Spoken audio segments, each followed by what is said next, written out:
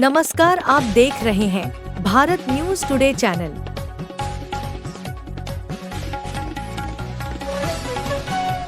Thank you so much for such a great honor. What more can I expect from life?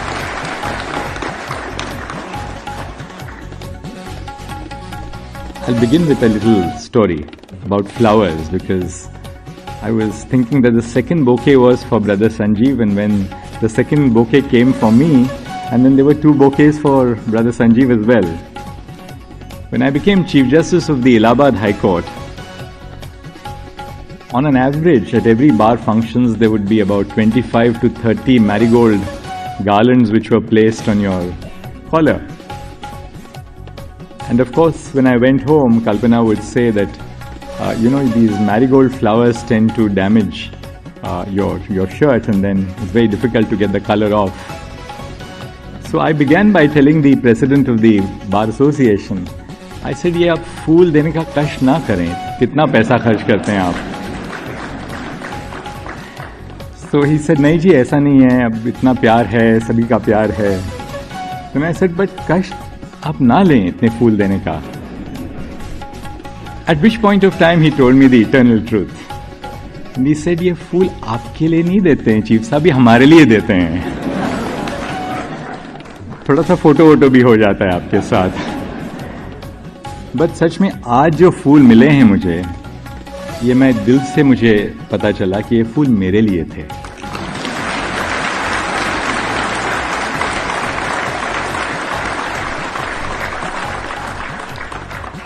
क्योंकि दिल की बातें जो छुपाई नहीं जा सकती. Well, it's a moment today of Thanksgiving. It's a little bit of time for looking back in time. But before that, I would like to thank from the bottom of my heart the Supreme Court Bar Association for organizing this event and for all the beautiful words which have been said by each one of the speakers who preceded me. Brother Sanjeev Khanna, I'm really touched to the core by what you've said. Thank you so much, Rachna. Thank you, Kapilji, for these beautiful words in the poem. Thank you so much, AG. And thank you really all of you for giving me this great honor together with my family.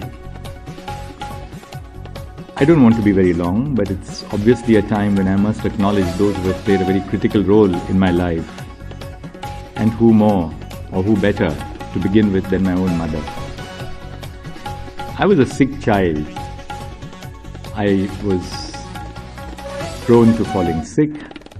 My mother must have spent night after night keeping awake to ensure that I get well.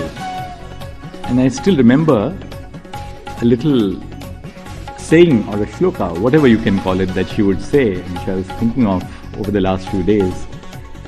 I must have heard her innumerable times saying, Aushadhi Janvi Toyam Vaidyo Narayano Hari, which meant that Aushad, medicine, is like the Ganges, and Vaidyo Narayano Hari, the doctor, is in the position of Narayan.